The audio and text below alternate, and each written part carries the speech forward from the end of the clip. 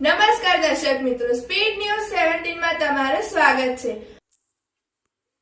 500 વર્ષની રાહ જોયા બાદ રામલલ્લાની પ્રાણ પ્રતિષ્ઠાના મહોત્સવના ભાગરૂપે આજ પૂણા ગામ ખાતે આવેલ રામકૃપા સોસાયટીમાં રામલલ્લાની મહાઆરતીનું આયોજન કરવામાં આવ્યું હતું, જેમાં મોટી સંખ્યામાં સોસાયટીના રહીશો જોડાયા હતા। અયોધ્યા ખાતે રામલલ્લાના પ્રાણ પ્રતિષ્ઠા મહોત્સવ કાર્યક્રમનું ખૂબ ભવ્ય આયોજન કરવામાં આવ્યું હતું, જેને લઈને સુરતમાં પણ અયોધ્યા જેવું વાતાવરણ ઊભું કરવામાં આવ્યું। ત્યારે સુરતના પૂણા ગામ ખાતે આવેલ રામકૃપા સોસાયટીમાં રામલલ્લાની મહાઆરતીનું આયોજન કરવામાં આવ્યું હતું, જેમાં મોટી સંખ્યામાં સોસાયટીના રહીશો જોડાયા હતા।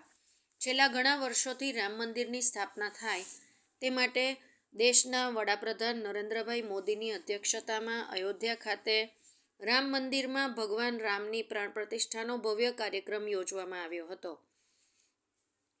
જેના ઉત્સાહમાં સુરતમાં આવેલી પૂણા ગામ સોસાયટીમાં અયોધ્યા જેવું વાતાવરણ ઊભું કરવામાં આવ્યું હતું અને લોકો ખૂબ જ ઉત્સાહથી આ કાર્યક્રમમાં જોડાયા હતા। સુરતથી સુનિલ પાટીલ। जी आपનું નામ? મારું નામ રાજેશ રતિભાઈ માંગરોળિયા। કઈ સોસાયટી છે અને શું કાર્યક્રમ છે આજે? અમારે પૂણા ગામ સારોલી રોડ રામકૃપા સોસાયટી અને આજનો કાર્યક્રમ નિમિત્તે અમારે જે અયોધ્યામાં રામલલ્લા ઘણા વર્ષો બાદ જે આતુરતાપૂર્વક આપણે રાહ જોઈ રહ્યા હતા અને તે રામલલ્લાની જે પ્રાણ પ્રતિષ્ઠા છે એના નિમિત્તે અમે રામકૃપામાં પણ અયોધ્યા જેવું વાતાવરણ ઊભું કરી અને રામલલ્લાની મૂર્તિ પધરાવી તમામ સોસાયટીના ભાઈ બહેનો ગરબા, ભજન કીર્તન અને સાંજે પ્રસાદનું પણ આયોજન કરેલ છે। શું મેસેજ આપવા માંગો છો લોકોને આજે?